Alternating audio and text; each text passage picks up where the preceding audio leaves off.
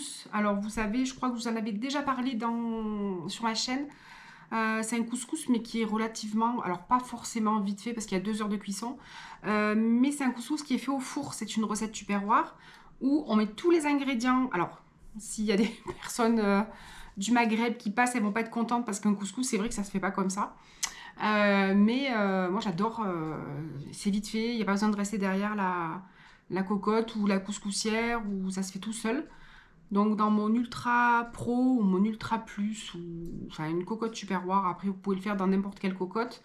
Mais l'avantage de ces cocottes là, c'est elles grillent pas, mais la viande colore et elle n'est pas bouillie en fait. Donc c'est vrai que c'est ce qui fait quand on fait un poulet dans les cocottes.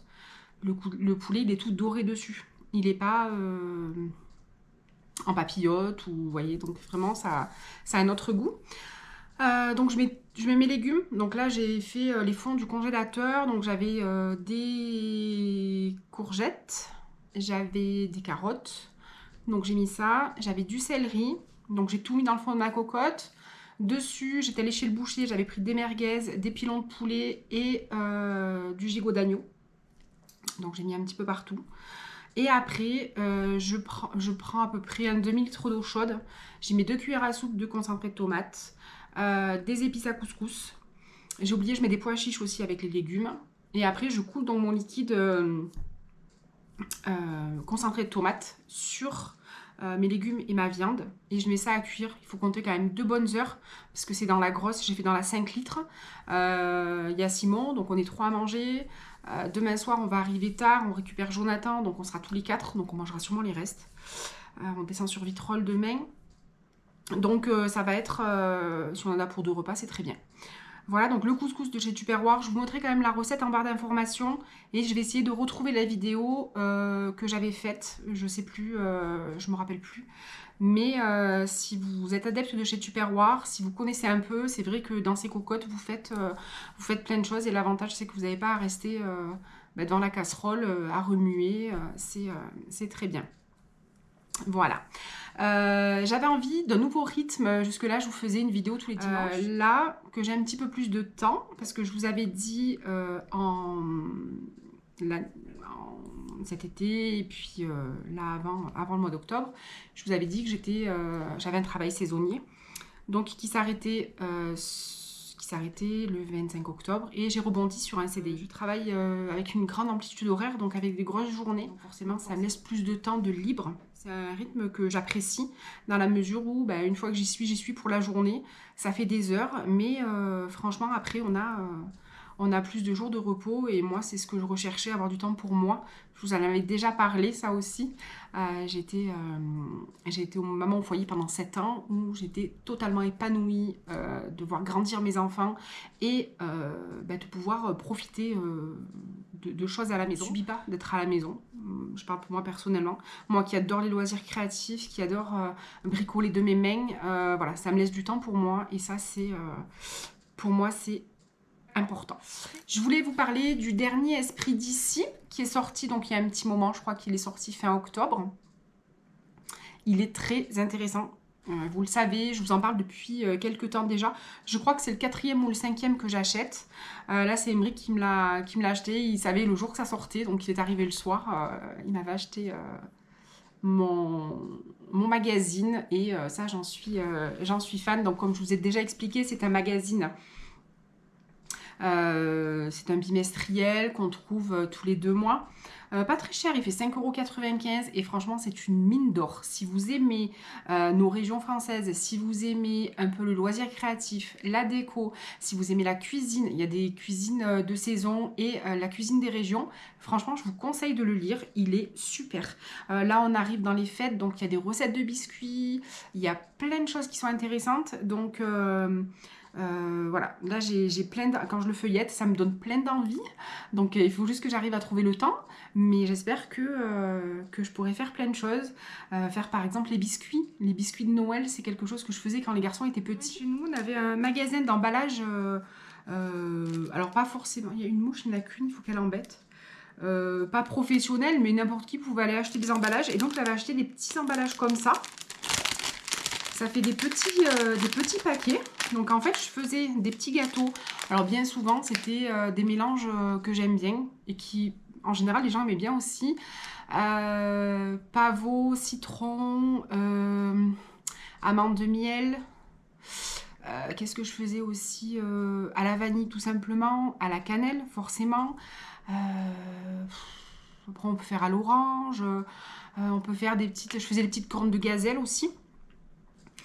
Que je mettais dans le sucre glace. Enfin vraiment, je faisais plein de petits gâteaux. Je les remplissais. Alors à l'époque, je les trouvais pas chez Action parce qu'il n'y avait pas d'Action. À l'époque, je les trouvais... je crois que c'était chez Intermarché, bon, peu importe. Aujourd'hui, on les trouve chez Action. J'ai acheté des sucres d'orge comme ça. Et en fait, je remplissais 2 gâteaux, tout simplement. Je mettais un joli petit bol duc, j'accrochais avec un petit sucre d'orge et j'offrais ça. Et franchement, les personnes à qui j'offrais ça étaient super contentes. En général, quand c'était à l'école, c'est les enfants qui offraient. Donc les garçons, donc en fait les maîtresses étaient contentes et ça fait des petits cadeaux, mais même pour vous, pour la famille, je trouve que quand on est invité à manger pour les fêtes ou aux alentours des fêtes, on arrive avec un petit paquet de biscuits comme ça. Alors pas les chocolats, parce que les chocolats, moi mes chocolats, vous savez que je fais le chocolat rigolo, vous savez le chocolat coloré avec les pétales, les fruits secs. Par contre, il faut que je le laisse au frigo parce que sinon le chocolat va ramollir. Donc je ne mettais pas de chocolat dedans. Mais par contre, les biscuits, et vous voyez, vous offrez un petit quelque chose comme ça. Donc là, j'ai un projet d'en faire aussi pour les fêtes. Donc j'espère que je pourrai filmer. Et du coup, c'est ce que je vous disais, parce que tout ça, pour en arriver là, pour vous dire que j'aimerais vous faire au moins 2 vidéos par semaine. Donc ça serait une vidéo le dimanche, un peu nous. Ouais, vous savez que souvent, il y a Émeric dans mes vidéos. Et par contre, une vidéo le mercredi où ce serait plus axé sur des petites recettes de cuisine aux alentours de Noël. J'aimerais aussi avancer ma crèche parce que, comme vous le savez, j'ai acheté mes santons. Donc, qui dit santon, j'ai agrandi ma crèche, donc il me faut un peu des maisons. J'ai acheté la scène de cartes. Du coup, il me faut un bar. Voilà, donc il faut que je fasse un petit bar bien sympathique. J'avais en projet de faire l'école avec les enfants, donc j'avais trouvé des petits santons des enfants qui jouent assis, la corde à sauter, à la marelle. Mais bon, tous ces santons-là, c'est un budget. Et là, j'ai déjà explosé le budget cette année. Donc, ça sera sûrement pour l'année prochaine.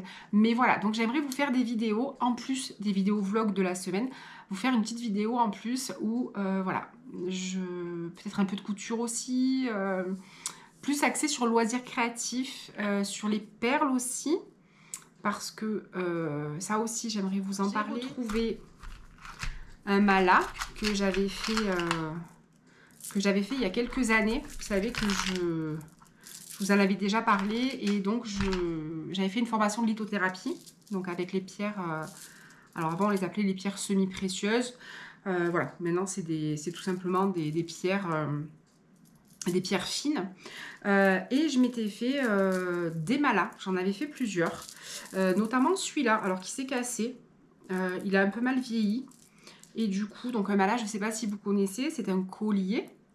Alors, à la base, c'est un collier de méditation. Le mala, on le retrouve en Inde. C'est un collier de méditation qui est assez grand, assez long.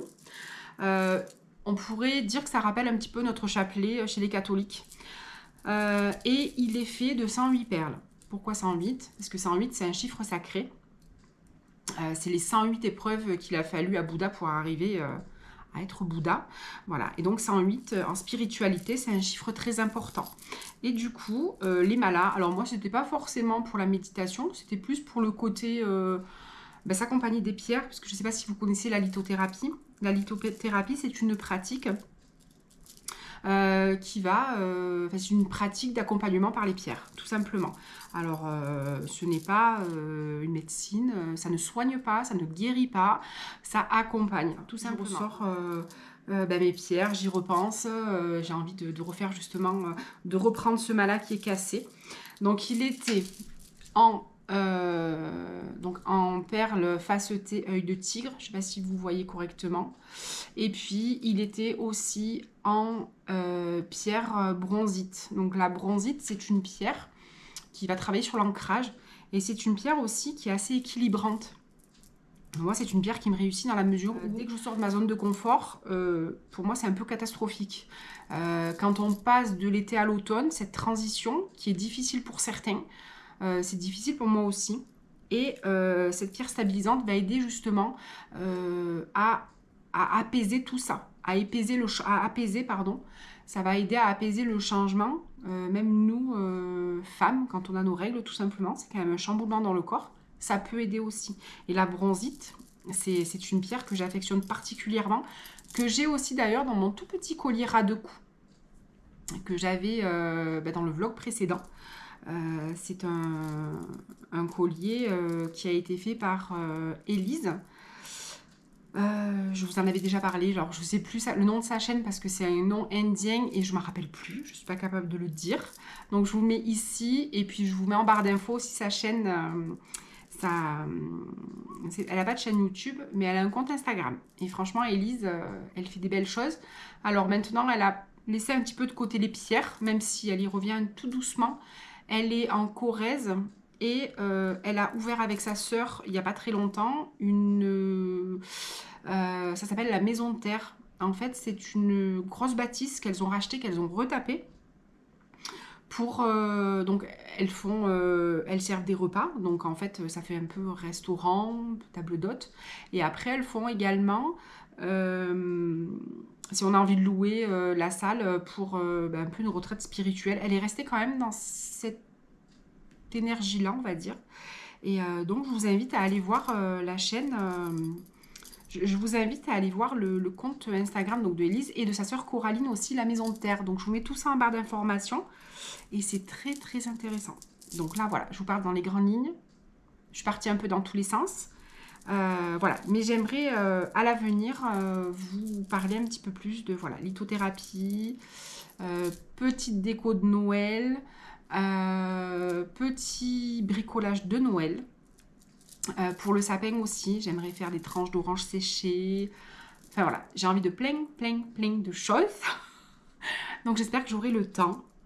Et puis voilà, donc dites-moi si ça vous intéresse. Pour moi, ce sera avec plaisir, vraiment, de me poser et de vous partager tout ça. J'ai racheté des fruits secs là dernièrement, donc j'ai envie de refaire mon petit chocolat. Donc j'ai pris du chocolat noir, du chocolat blanc. On le fait fondre. Et dessus, j'y mets des fruits secs et j'y mets des pétales de bleuet séchés. Et ça, on mange ça un petit peu comme les mendiants. Les mendiants, ici en Provence, ils font partie des 13 desserts. Et les mendiants, en général, c'est les fruits secs. C'est les noix, les amandes, les noisettes. Voilà, donc tout ça, pareil, je voudrais vous en parler. Et puis voilà. Voilà pour cette petite annonce de choses qui vont suivre, j'espère. Donc ça serait une vidéo le dimanche, une vidéo le mercredi, si j'arrive à suivre. Vous vous rappelez dans le vlog de Colmar-les-Alpes de la transhumance, j'avais rencontré une dame qui faisait de la broderie. Et ce savoir-faire-là, je trouve que c'est hyper intéressant et c'est des choses qui se perdent. Et j'aimerais, par le biais de ma chaîne, petit à petit, j'aimerais à la rencontre de ces gens-là parce qu'on vous partage, quand je vous partage des choses, je vous partage notre territoire ici, hein, nos Alpes, notre Provence avec nos beaux coins, je vous partage nos belles images d'automne, je vous partage tout ça, la nature, mais je ne vous partage pas tous ces gens qui font vivre justement notre beau territoire. Et ça, j'aimerais vraiment essayer, parce que franchement, c'est pas facile, essayer d'aller vers nos petits artisans, nos petits producteurs, nos petits créateurs, nos petits éleveurs, qui sont peut-être petits, mais qui font vivre chaque région. Et je trouve que c'est hyper important, beaucoup aux traditions. Et voilà. Donc, j'espère ça aussi dans un futur. Pour vous donner un exemple, quand on est descendu à Arles ce week-end, donc on est allé manger au Volubilis, vous l'avez vu, et en fin du repas, donc on est allé régler notre note, et on a parlé avec les propriétaires du restaurant. Donc on a discuté, on a dit que c'était pas la première fois qu'on passait, que très souvent quand on venait à Arles, enfin on vient pas à Arles très souvent, mais en général, quand on passe à Arles et que c'est le moment du repas, on s'arrête, on mange là. Donc on a dû y aller 3-4 fois déjà manger. Donc ils étaient contents. Et je leur ai dit, est-ce que je peux filmer? J'ai une petite chaîne YouTube. Est-ce que vous me permettez de filmer l'intérieur de votre restaurant? Est-ce que je peux? Donc la dame m'a dit oui, bien sûr, il n'y a pas de souci. Donc elle était avec 2 petites jeunes filles, 2 petites serveuses. Et je lui ai dit que la dernière fois qu'on était venus, justement, il y avait une petite serveuse qui devait avoir une vingtaine d'années et qui connaissait une ville qui est proche de chez nous. Et donc elle nous dit, ah oui, c'était, donc elle nous donne le prénom de cette jeune fille. Et puis la dame nous dit, donc là il y en avait 2 autres, 2 jeunes filles. Et elle dit, moi en fait, les jeunes filles, elles viennent travailler là, les jeunes. Ils passent leur permis, donc ça leur permet de financer leur permis, travailler avec nous, puis après ils s'en vont, ils passent à autre chose. Et je pense qu'ils sont marocains. On a parlé un bon moment et on a apprécié parler avec eux parce que vraiment ils aident ces jeunes-là, justement, ces petites jeunes-là qui passent par là, qui restent peut-être qu'une saison ou qui restent pas longtemps. Mais elle est fière d'en parler, la patronne, et elle dit, voilà, nous on est là, on les aide comme on peut, on les fait travailler, et après ils s'en vont, ils vont ailleurs. Voilà. Et je trouve que c'est des gens qui sont très bien. Donc voilà, donc je vous reparle du volubilis, encore une fois. Après on repart, et en voiture, on double une arlésienne, donc une dame, c'était une dame, hein, qui était habillée en costume arlésien, donc c'est le costume... traditionnelle de Arles. Et donc on s'est arrêté, j'ai demandé si je pouvais faire un selfie avec elle. Donc elle m'a dit oui, et donc j'étais ravie de faire un selfie avec elle. Et c'est toutes des choses comme ça que je voudrais rencontrer des gens comme ça. J'ai envie de partager tout ça. J'ai envie de partager nos choses d'ici, comme vous avez des choses chez vous aussi. Bon, sur ce, ça fait déjà 20 minutes que je parle. Donc je vais vous laisser là. Je vous dis à très vite pour de prochaines vidéos. Vidéos sur quoi? J'en sais rien, mais j'espère qu'elles vous plairont. À bientôt pour une prochaine vidéo et d'ici là, prenez soin de vous.